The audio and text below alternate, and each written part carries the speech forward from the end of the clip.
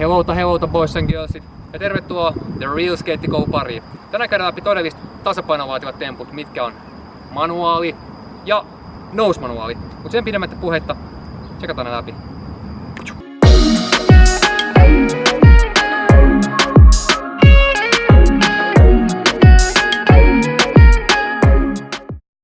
Yes, eli manuaali ja nousemanuaali. Ihan nyt aluksi on hyvä käydä läpi, mikä on manuaali, mikä on nousemanuaali. Ihan kaikissa pähkinänkuoressa. Manuaali on se, että sä tasapainoit sun taajimaisin renkailla. Ei oot manuaali-asennossa sille teille ei osu maahan ja menet tavallaan eteenpäin silleen. Nousemanuaali, vice versa, se olisi laudan etuosalla. Eli nosella olisi etujalka. Sitten ensimmäisillä renkailla, tai mitkä on tää nosen osalla, niin tavallaan tasapainoa taas. Ei mentäisi ne kaksi rengasta osuen vaan eteenpäin. Mä vähän kruisaan tässä nyt. Mulla on tosiaan parkkipaikalla, niin täällä ei nyt ole mitään ihan maailman parhaita mestoja manuaalille, mutta toisaalta ne voi esimerkiksi myös opetella ihan flatilla. Mä oon itse aikoinaan opetellut sillä oikeasti kuppiin ihan flatilla. Mä näytän vähän mitä mä tarkoitan myös sillä kohtaa. Mutta mä kruisaan tossa joku tommonen kantti tossa sivussa. Mä vedän siihen vaikka ihan perusmanuaali. Sitten mä tuun tähän vähän avaa sitä. Sitten mä vaikka näytän flatilla pari juttua vielä näihin manuaaliin liittyen. Ja sen jälkeen saako olla teidän vuoro sitten kokeilemaan. Manuaali hei. Mä kruisaan nyt tossa tommonen kantti tossa sivussa, niin näette vähän niinku in the action. In the real life.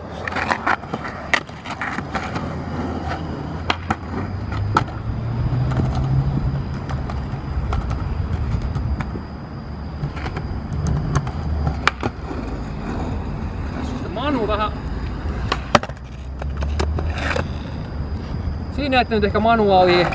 Laitetaan vaikka hidastettuun tähän vielä väliin pari manuaalia, niin näette sit sen vähän tarkemmin.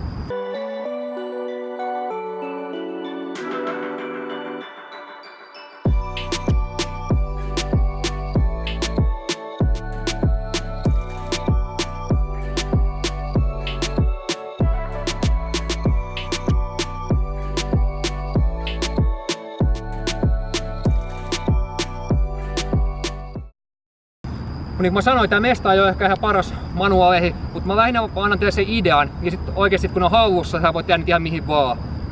Mut tämmönen mesta oli varmasti on niinku, jos sä oot tavallaan aika aloittelija vielä, se ihan paras mesta aloittaa tekee manuaaleja. Tai miksei, flatti tää on ainakin hyvä, ja niin kuin mä sain niin flatillakin tehdä. Ja sitä mä just viittasin olla, kun tuli tänne päin, niin vaan flatilla. Silleen mä oon ite opetellut ne joskus aikoinaan. Ja sit kun sä oikeesti osaat ne kunnolla, niin sä pystyt käytännössä olemaan siinä manuaaliasennossa niin kauan kun sä vaan jaksat olla. Et sit sulla on semmonen tavalla, kun se on oikeesti kupissa.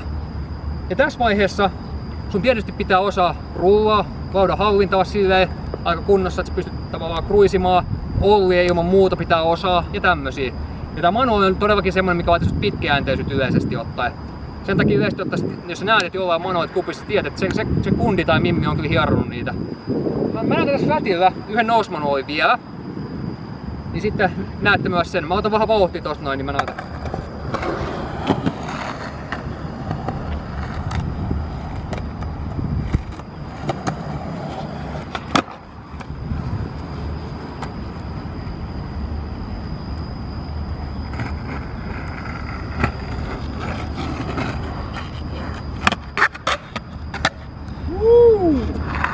Se oli nousemanuaali. Eli niin kuin näette kahdella renkaan, mitkä on siellä laudan etuosassa, niin tasapainoilua. Ja ne voi oikeesti ihan hyvin opettaa tälle flatilla, tai sä voit opetella johonkin boksiin tai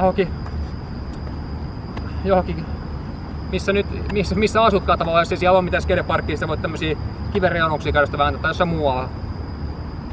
Mut siinä on kuitenkin pitkä tasapainosta kyse. Ja näin. Laitetaan vaikka hidastuttuna vielä siihen yksi nousemanuaali, niin vähän näette sit sitäkin vielä vähän niinku silleen hitaampana.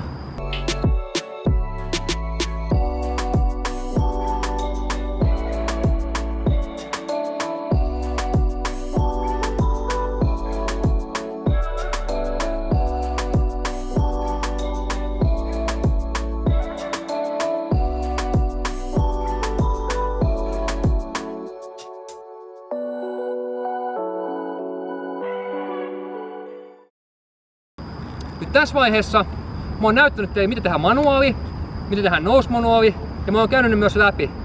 Ja tietysti sun pitää olla se perusta jo, että sä voit näitä temppuja lähteä tekemään. Mutta tässä vaiheessa se on sun aika lähteä kokeilemaan niitä.